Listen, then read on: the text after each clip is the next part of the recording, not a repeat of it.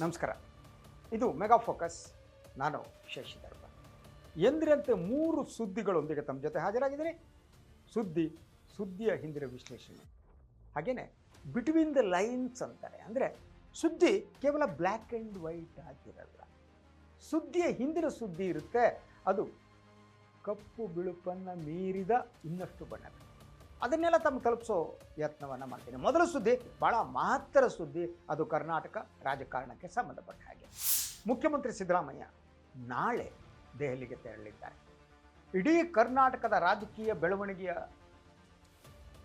ವಿಚಾರದಲ್ಲಿ ಇದು ಒಂದು ಮಹತ್ತರ ಟರ್ನ್ ತೆಗೆದುಕೊಳ್ಳುವ ಸಾಧ್ಯತೆ ಇದೆ. ಏನದು ಅದೆಲ್ಲವನ್ನ ತಮಗೆ ತಿಳಿಸೋಕೆ ಟ್ರೈ ಮಾಡ್ತೀವಿ.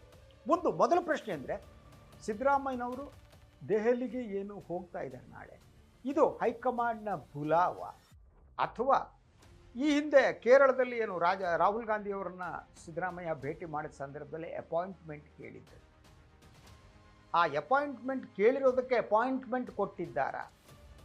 ಹೀಗೆ ವಿಭಿನ್ನ ಅಭಿಪ್ರಾಯಗಳಿವೆ. ಆದರೆ ಅದನ್ನೆಲ್ಲ ಮೀರಿದ ಮಹತ್ತರ ಬೆಳವಣಿಗೆ ನಾಳೆಯ ಭೇಟಿಯ ನಂತರ ಆಗೋ ಸಾಧ್ಯತೆ ಇದೆ. ಆ ಬೆಳವಣಿಗೆ ಯಾವುದು? ಏನು ಬಹಳ ದಿನಗಳಿಂದ, ತಿಂಗಳುಗಳಿಂದ, ವರ್ಷದಿಂದ ಏನು ಚರ್ಚೆ ನಡೀತಾ ಇತ್ತು ಅಧಿಕಾರ ಹಂಚಿಕೆ ವಿಚಾರದಲ್ಲಿ, ಅದು ಒಂದು ಮಹತ್ತರ ಘಟ್ಟಕ್ಕೆ ಬಂದು ನಿಂತಂತೆ ಕಾಣುತ್ತೆ. ಯಾಕೆ ನಾಳೆ ದೆಹಲಿಗೆ ತೆರಳುವ ಸಿದ್ದರಾಮಯ್ಯನವರ ಜೊತೆ ಪಕ್ಷದ ವರಿಷ್ಠರು, ಎಸ್ಪೆಷಲಿ ರಾಹುಲ್ ಗಾಂಧಿ, ರಾಜ್ಯಸಭೆ ಚುನಾವಣೆ ಮತ್ತು ವಿಧಾನ ಪರಿಷತ್ ಚುನಾವಣೆಯ ಕುರಿತು ಚರ್ಚೆ ನಡೆಸ್ತಾರೆ. ಹಾಗಿದ್ರೆ ಇದು ಯಾಕೆ ಮಹತ್ವ? ಯಾಕೆ? ಒಂದು, ಈ ರಾಜ್ಯಸಭಾ ಚುನಾವಣೆಯಲ್ಲಿ ಯಾರಿಗೆ ಟಿಕೆಟ್ ನೀಡಲಾಗುತ್ತೆ ಅನ್ನೋದರ ಮೇಲೆ ಕರ್ನಾಟಕದ ರಾಜಕಾರಣದ ದಿಕ್ಕು ದೆಸೆ ಏನಿದೆ ಅದು ಗೊತ್ತಾಗುತ್ತೆ. ಅದು ಹೇಗೆ ಅನ್ನೋದನ್ನು ನಿಮಗೆ ವಿವರಿಸ್ತೀನಿ. ಒಂದೊಮ್ಮೆ ಮಲ್ಲಿಕಾರ್ಜುನ್ ಖರ್ಗೆ ಅವರಿಗೆ ರಾಜ್ಯಸಭೆ ಟಿಕೆಟನ್ನು ಕಂಟಿನ್ಯೂ ಮಾಡಿದರೆ ಅವರು ಕೇಂದ್ರದಲ್ಲೇ ಉಳ್ಕೊತಾರೆ, ವಾಪಸ್ ಕರ್ನಾಟಕಕ್ಕೆ ಬರಲ್ಲ ಅನ್ನೋದು ಸ್ಪಷ್ಟ ಆಗುತ್ತೆ. ಅವರಲ್ಲಿ ರಾಜ್ಯಸಭೆ ಪ್ರತಿಪಕ್ಷದ ನಾಯಕರಾಗಿ ಮುಂದುವರಿತಾರೆ, ಹಾಗೆ AICC ಅಧ್ಯಕ್ಷರಾಗಿ ಮುಂದುವರಿತಾರೆ. This is the first option. Coming to the second option, if Rahul Gandhi, ಇದೆಲ್ಲ ಡಿಪೆಂಡ್ ಆಗಿರೋದು ರಾಹುಲ್ ಗಾಂಧಿ ಅವರು, ಕರ್ನಾಟಕದಲ್ಲಿ ಮಲ್ಲಿಕಾರ್ಜುನ್ ಖರ್ಗೆ ಅವರನ್ನ ಮುಖ್ಯಮಂತ್ರಿ ಮಾಡಬೇಕು ಅಂತ ಅನ್ನಿಸಿದರೆ ಆಗ ಅವರನ್ನ ವಿಧಾನ ಪರಿಷತ್ಗೆ ಆಯ್ಕೆ ಮಾಡಿ ಕಳಿಸ್ಬೇಕು. ವಿಧಾನ ಪರಿಷತ್ ಚುನಾವಣೆ ಕೂಡ ನಡೀತಾ ಇದೆ. ಅವರಿಗೆ ರಾಜ್ಯಸಭೆ ಟಿಕೆಟನ್ನು ನಿರಾಕರಿಸಿ ವಿಧಾನ ಪರಿಷತ್ ಟಿಕೆಟನ್ನು ಖರ್ಗೆಯವರಿಗೆ ಕೊಟ್ಟರೆ ಅದರಿಂದ ಸ್ಪಷ್ಟವಾಗುವ ಅಂಶ ಅಂದರೆ ಸಿದ್ದರಾಮಯ್ಯನವರ ನಂತರ ಖರ್ಗೆಯವರೇ ಮುಖ್ಯಮಂತ್ರಿ. This is one option. Next ಆಪ್ಷನ್ಗೆ ಬರೋಣ. ಮುಂದಿನ ಆಪ್ಷನ್ನಲ್ಲಿ ಒಂದೊಮ್ಮೆ ಸಿದ್ದರಾಮಯ್ಯನವರ ಹತ್ರ ಮಾತನಾಡಿ ಸಿದ್ದರಾಮಯ್ಯನವರ ನಂತರ ಯಾರು ಅನ್ನುವ ಪ್ರಶ್ನೆಗೆ ಉತ್ತರ ಸಿಕ್ಕರೆ ಆಗ ಸಿದ್ದರಾಮಯ್ಯನವರು ರಾಜೀನಾಮೆ ನೀಡಬೇಕಾಗುತ್ತೆ. ಅವ್ರು ರಾಜೀನಾಮೆ ನೀಡಿದ್ರೆ ಅವ್ರು ಸುಮ್ಮನೆ ಕೂಡಿಸೋಕ್ಕಾಗಲ್ಲ. ಅವ್ರನ್ನ ರಾಜ್ಯಸಭೆ ಕರ್ಕೊಂಬರ್ಬೇಕು. ಅವ್ರಿಗೆ ರಾಜ್ಯಸಭೆ ಕರ್ಕೊಂಬರ್ಬೇಕು ಅಂದರೆ ಈಗಲೇ ತೀರ್ಮಾನ ತಗೋಬೇಕು. They will have to take a ಕಾಲ್.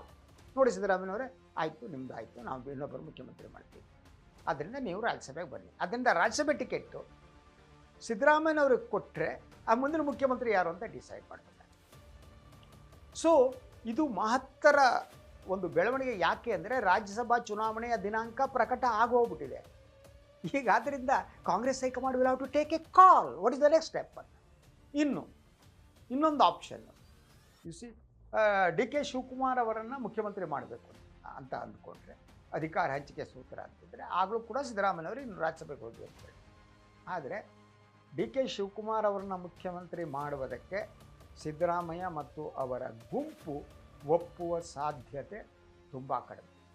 ಅವರು ಈಗಾಗಲೇ ಇನ್ನೊಂದು ಹೆಸರನ್ನ ಮುಂದಿಟ್ಟಿದ್ದಾರೆ, ಅದು ಡಾಕ್ಟರ್ ಪರಮೇಶ್ವರ್ ಅವರ ಹೆಸರು. ಡಾಕ್ಟರ್ ಪರಮೇಶ್ವರ್ ಅವರನ್ನ ಮುಖ್ಯಮಂತ್ರಿ ಮಾಡೋದಕ್ಕೆ ಸಿದ್ದರಾಮಯ್ಯ ಶಿಫಾರಸು ಮಾಡಿದ್ದಾರೆ. ಒಂದೊಮ್ಮೆ ಒಪ್ಕೋತೀನಿ, ಪರಮೇಶ್ವರ್ ಅವ್ರನ್ನ ಮಾಡ್ತೀನಿ ಅಥವಾ ಖರ್ಗೆ ಅವ್ರನ್ನ ಮಾಡ್ತೀನಿ ಅಂತ ಸಿದ್ದರಾಮಯ್ಯ ಅಧಿಕಾರ ತ್ಯಾಗಕ್ಕೆ, ಅಧಿಕಾರವನ್ನು ಬಿಟ್ಟುಕೊಡೋದಕ್ಕೆ, ರಾಜೀನಾಮೆಗೆ ಸಿದ್ಧರಾಗ್ಬೋದು. ಈ ಸಾಧ್ಯತೆ ಎಷ್ಟರ ಮಟ್ಟಿಗಿದೆ ಅದನ್ನು ಈಗಲೇ ಹೇಳುವುದು ಕಷ್ಟ. ಯಾಕೆಂದರೆ ರಾಹುಲ್ ಗಾಂಧಿಯವರ ಮನಸ್ಸಿನಲ್ಲಿ ಏನಿದೆ ಅನ್ನೋದು ಯಾರಿಗೂ ಕೂಡ ಗೊತ್ತಿಲ್ಲ. ಇಷ್ಟು ದಿನ ಏನು ಈ ರೀತಿ ನಡೀತಲ್ಲ, ಅದಕ್ಕೆ ಬೇರೆ ಬೇರೆ ವ್ಯಾಖ್ಯಾನಗಳಿವೆ ಕಾಂಗ್ರೆಸ್ ವಲಯದಲ್ಲಿ. ಕೆಲವರು ಹೇಳುವ ಪ್ರಕಾರ ಈ ಅಧಿಕಾರ ಹಂಚಿಕೆ ಸೂತ್ರ ಇತ್ತು, ಆ ಸೂತ್ರದ ಪ್ರಕಾರ DK ಶಿವಕುಮಾರ್ ಅವರಿಗೆ ಅಧಿಕಾರ ಬಿಟ್ಟುಕೊಡ್ಬೇಕು ಅನ್ನೋದಿದ್ದರೆ ಫೈನ್, ಯಾಕೆ ಡಿಲೇ ಮಾಡಿದ್ರು? ಈ ಡಿಲೇಯ ಹಿಂದಿನ ಉದ್ದೇಶ ಏನು ಅನ್ನೋದು ಕೂಡ ಕಾಂಗ್ರೆಸ್ ವಲಯದಲ್ಲಿ ಚರ್ಚೆ ನಡೀತಿದೆ. ಕೆಲವರ ಪ್ರಕಾರ ಈ ಡಿಲೇ ಮಾಡ್ತಾ ಇರುವುದರ ಹಿಂದಿನ ಉದ್ದೇಶ ಖರ್ಗೆಯವರನ್ನು ಮುಖ್ಯಮಂತ್ರಿ ಮಾಡುವುದಿರಬಹುದೇ? This is a very big question. So ಅದರಿಂದ ಒಂದು ವೇದಿಕೆ ಈಗ ಸೃಷ್ಟಿಯಾಗಿದೆ. ಕರ್ನಾಟಕದ ರಾಜಕಾರಣದ ಒಂದು ಮಹತ್ತರ ಘಟ್ಟ ಇದು. ಅದರಿಂದ 3 ನಾಯಕರ ರಾಜಕೀಯ ಭವಿಷ್ಯ ತೀರ್ಮಾನ ಆಗಿದೆ. First one is Siddaramaiah, second one is D K Shivakumar, third one is Mallikarjuna Kharge. So ಈ ಒಂದು ಬೆಳವಣಿಗೆ ಏನಿದೆ, ಈ ಬೆಳವಣಿಗೆಯಲ್ಲಿ ಅಂತಿಮ ತೀರ್ಮಾನವನ್ನು ತೆಗೆದುಕೊಳ್ಳುವವರು ಯಾರು? ರಾಹುಲ್ ಗಾಂಧಿ ಸೋನಿಯಾ ಗಾಂಧಿ ಅವರ ಅಭಿಪ್ರಾಯಕ್ಕೆ ಮನ್ನಣೆ ನೀಡ್ತಾರೆ ಅಂದರೆ the story will be different, headline will be different. ಇಲ್ಲ ರಾಹುಲ್ ಗಾಂಧಿ ಕ್ಯಾರೆ ಮಾಡಲ್ಲ, ಐ ವಿಲ್ ಟೇಕ್ ಎ ಕಾಲ್ ಅಂತ ತಗೊಂಡ್ರೆ ಆ ಸ್ಟೋರಿಯ ಹೆಡ್ಲೈನ್ ಬೇರೆ, ಅದರ ದಿಕ್ಕುದೆಸೆಗಳು ಬೇರೆ. ಸೊ ಅದರಿಂದ ಈ ಮೂವರಿಗೂ ಕೂಡ ಈಗ ಸಿದ್ದರಾಮಯ್ಯನವರಿಗೆ ತಾವು ಕಂಟಿನ್ಯೂ ಆಗಬೇಕು ಮತ್ತು ಸಚಿವ ಸಂಪುಟದ ಪುನಾರಚನೆ ಆಗಬೇಕು ಅನ್ನೋದು ಸಿದ್ದರಾಮಯ್ಯನವರ ನಿಲುವು. ಡಿ ಕೆ ಶಿವಕುಮಾರ್ಗೆ ಅಧಿಕಾರ ಹಂಚಿಕೆ ಆಗಿದೆ, ಆದ್ದರಿಂದ ಏನಿಲ್ಲ ಕಂಡ್ರೆ ನಾನು ಕೊಟ್ಟು ಬಿಡಬೇಕು, ನಾನು ಮುಖ್ಯಮಂತ್ರಿ ಆಗಬೇಕು ಅವರದ್ದು. ಇನ್ನು ಮಲ್ಲಿಕಾರ್ಜುನ ಖರ್ಗೆ ಅವರಿಗೆ ಅವರ ಒಳಗಡೆ ನೋವಿದೆ, ಬೇಸರ ಆಯಿತು. ತಮಗೆ ಮುಖ್ಯಮಂತ್ರಿ ಆಗುವಂಥ ಅವಕಾಶಗಳು ತಪ್ಪಿರುವ ಅವಕಾಶ ಆಗಿ ನೋಡಿದ್ರೆ ತಪ್ಪೋದಕ್ಕೆ ಅವ್ರ ಕಾರಣ ಆಗೇ ಇರಲಿಲ್ಲ.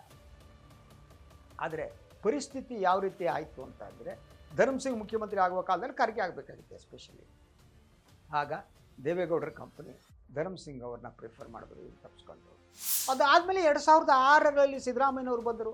ಒಟ್ಟದೆ ಪಕ್ಷ ಒಂದು ಹಂತದಲ್ಲಿ ಖರ್ಗೆ ಅವರು ಕಟ್ಟಿದ್ರು ಪ್ರತಿಪಕ್ಷದ ನಾಯಕರಾಗಿ. Nobody can deny it. ಖರ್ಗೆಗೆ ಒಂದು ಯು ಸಿ ದಟ್ ಈಸ್ ಒಂದು ಆಡಳಿತಾತ್ಮಕವಾದ ಒಂದು ಶಕ್ತಿ ಕೂಡ ಇದೆ, ರಾಜಕಾರಣದ ಶಕ್ತಿ ಇದೆ.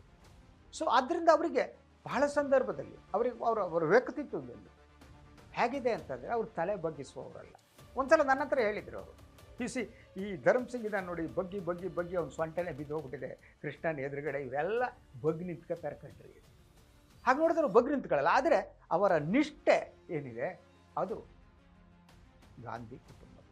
ಗಾಂಧಿ ಕುಟುಂಬ ಏನು ಹೇಳ್ತೋ ಅದನ್ನು ಶಿರಸಾವಹಿಸುವಂಥ ನಿಷ್ಠೆ. ಪ್ರಾಯಶಃ ಕಾಂಗ್ರೆಸ್ ಪಕ್ಷದಲ್ಲಿ ಈ ರೀತಿ ನಿಷ್ಠೆ ಇರುವವರು ಯಾರಿದ್ದಾರೆ ಇಲ್ಲ ಗೊತ್ತಿಲ್ಲ. ಆದ್ದರಿಂದ ಈ ಬದುಕಿನ ರಾಜಕಾರಣದ ಕೊನೆಯ ಇನ್ನಿಂಗ್ಸ್, ಬದುಕು ಅಂತ ಹೇಳಲ್ಲ, ರಾಜಕಾರಣದ ಕೊನೆಯ ಇನ್ನಿಂಗ್ಸ್ 80+ ಅವರಿಗೆ.